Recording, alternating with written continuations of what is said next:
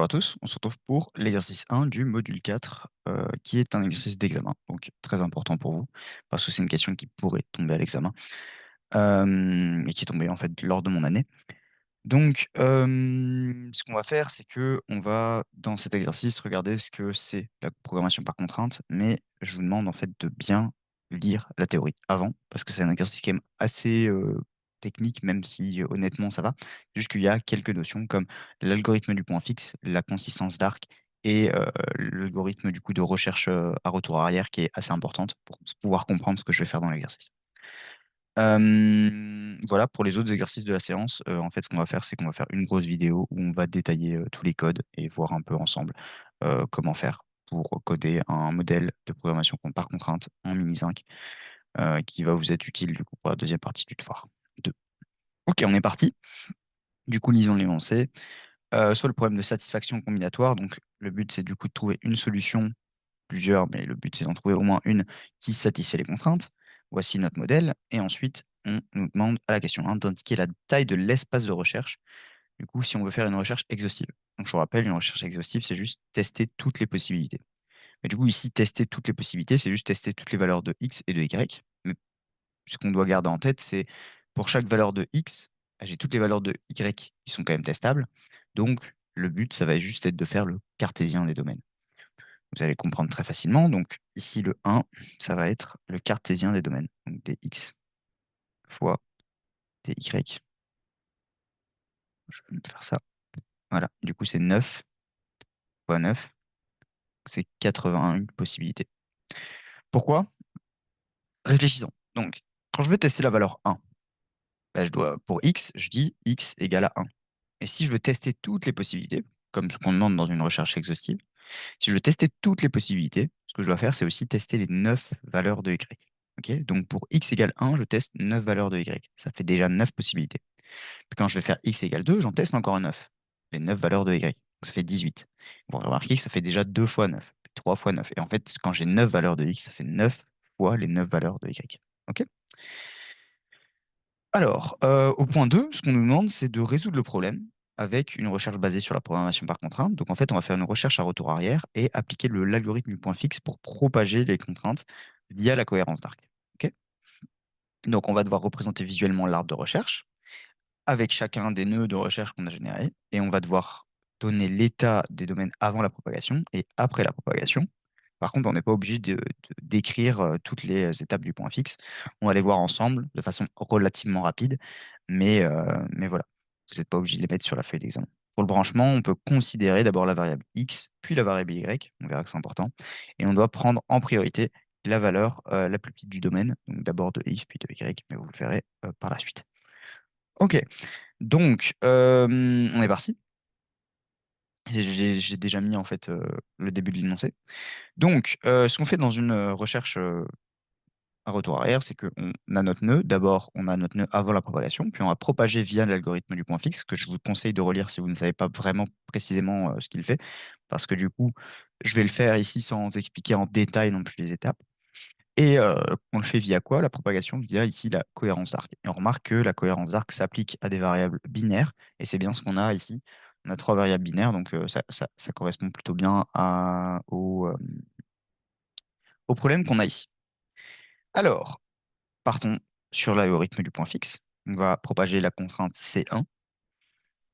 Et C1, on va juste regarder s'il y a à chaque fois, pour chaque valeur de x et puis chaque valeur de y, un support, pardon, un support dans le domaine de la variable associée. Donc pour 1, 2, 3, etc., chacune des valeurs, j'ai bien un support qui va correspondre à la contrainte C1. Donc 1, je peux juste prendre toutes ces valeurs-là. Pour 2, je peux prendre ces valeurs ici. Enfin, bref, vous l'aurez compris, il n'y a pas de problème pour la contrainte C1. Je vais propager maintenant la contrainte C2. Donc je retire C1 de la Q, hein, on le garde bien en tête. Je vais propager C2. Et ici, par contre, C2, c'est beaucoup plus intéressant. On doit voir que X est strictement plus grand que Y au carré. Donc la valeur X égale 1 n'a aucune valeur pour Y qui peut correspondre à cette contrainte. Donc en fait, si je prends 1, la plus petite valeur de Y, c'est 1, mais 1 au carré, ça donne 1, et 1 n'est pas strictement plus grand que 1. Donc, la valeur 1 ne fonctionnera pas. Pour 2, par contre, bah, il y a la valeur 1. 2 est strictement plus grand que 1. Et ça marche pour toutes les autres valeurs. Donc il n'y a que 1 dans le domaine de x qui doit partir. Pour y, par contre, c'est un peu plus compliqué. On va prendre les valeurs les plus grandes. Donc je peux prendre 9 au carré, c'est 81. Il n'y a aucune valeur dans le domaine de x qui est plus grande strictement que 81. Et c'est le cas pour 64, c'est le cas pour 49, c'est le cas pour 36, c'est le cas pour 25, c'est le cas pour 16. Et est-ce que c'est le cas pour 9? Ben, 3 au carré, ça donne 9, mais il n'y a pas de valeur strictement, c'est bien important ici, le strictement plus grande que 9 dans le domaine de x, donc 3 doit partir aussi. Par contre, pour 2 et pour 1, il y a toujours une valeur. Donc, quel est l'état à cette étape-ci? Ben, l'état, c'est que le domaine de x ressemble déjà à ça, et le domaine de y surtout, il ressemble plus qu'à ça. 1 et 2. Ok. La Q, c'est C3, on est d'accord, mais aussi c'est 1. Pourquoi? Parce que l'algorithme du point fixe nous demande de rajouter les contraintes qui ont été impactées par la propagation. Et du coup, bah, c'est quoi? Ici, la propagation, ça a été sur x et y, et on voit bien que C1 comporte x et comporte y. Donc, on continue avec cette Q. Donc, je vais appliquer C3. C3, on va l'appliquer ensemble. Pour chacune des valeurs, je dois avoir un support qui fait que ce n'est pas égal à 3. Donc 2, bah, j'ai juste à prendre 2, c'est bon. Et puis 3, ben, n'importe quelle valeur, 4, etc., etc. Donc on est bon. Il n'y a pas de propagation à faire. Donc je vais repropager C1. Et pour C1, c'est la même chose que tout à l'heure.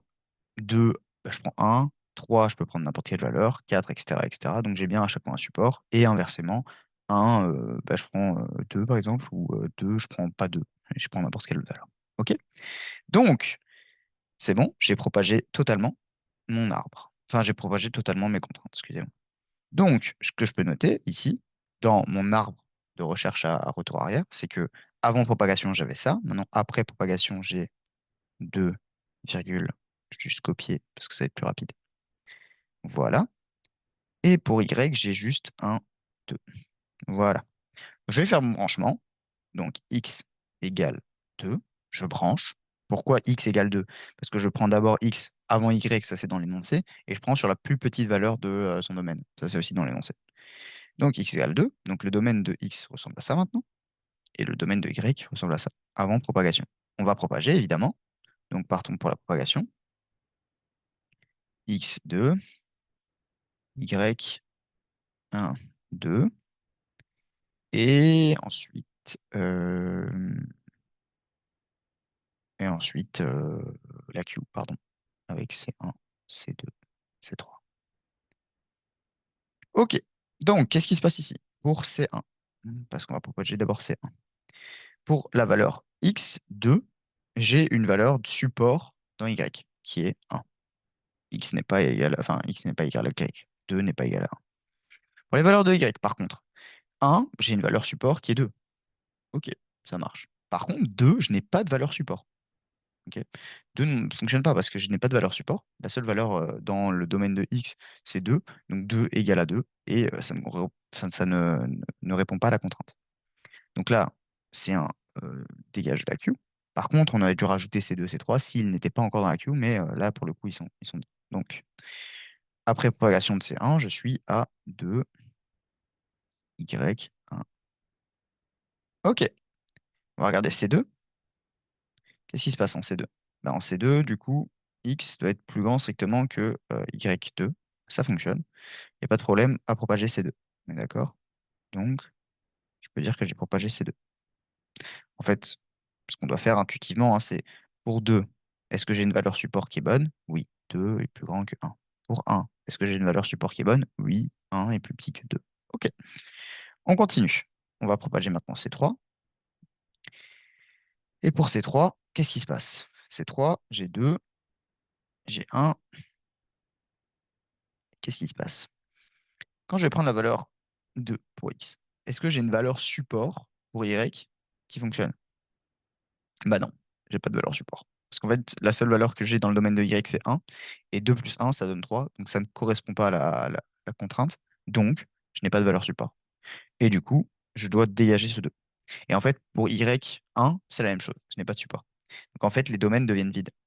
J'ai fini ma propagation parce que les domaines sont vides. Mais du coup, je peux noter en fait que les domaines sont vides ici. Et c'est là où en fait on remarque que cette solution x égale 2 n'était pas possible. On a ici un problème. On doit faire un retour en arrière. Ok. Donc, on va faire ce retour en arrière et on va aller explorer notre arbre de notre façon. On va faire un nouveau choix. X égale 3. OK? Donc, quel est l'état avant propagation? L'état avant propagation, c'est celui-ci. Et on va appliquer... Enfin non, pardon. L'état avant propagation, c'est bien celui-ci. Parce que on vient de choisir x égale 3. Ok. Donc hop, 3. C'est moche. Hop là. Voilà. On va propager nos contraintes. Donc, je vais les propager ici pour garder la contrainte, enfin les contraintes au-dessus. Donc x, c'est 3. Et y, c'est soit 1, soit 2. On est d'accord? C'est parti. Je propage C1. Parce que c'est C1 puis C2 puis C3. Je vais propager C1. Bon. Est-ce que j'ai une valeur support ici pour 3? Oui. Donc c'est bon pour x. X reste 3.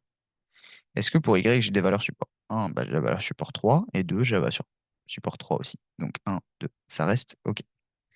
Donc, C2, C3. Je vais propager C2. C2, est-ce que ça fonctionne? Alors, ben, pour x, 3, j'ai une valeur support. 3 est plus grand que 1 au carré. C'est bon. Pour y, est-ce que j'ai une valeur support? Alors, 1, c'est bon, j'ai la valeur support 3, ça fonctionne. Par contre, pour 2, je n'ai pas de valeur support. Parce que 2 au carré, ça donne 4, et il n'y a pas de valeur qui est plus grande que 4 dans le domaine de x. Donc, j'ai plus que 1. Donc, en propageant x2, j'ai du coup supprimé la variable, enfin la valeur 2 dans le domaine de la variable y. Donc, je dois rajouter quoi? Bah, y est dans C1, donc je dois rajouter C1 ici. Et je dois continuer la propagation. Donc, je vais continuer avec C3.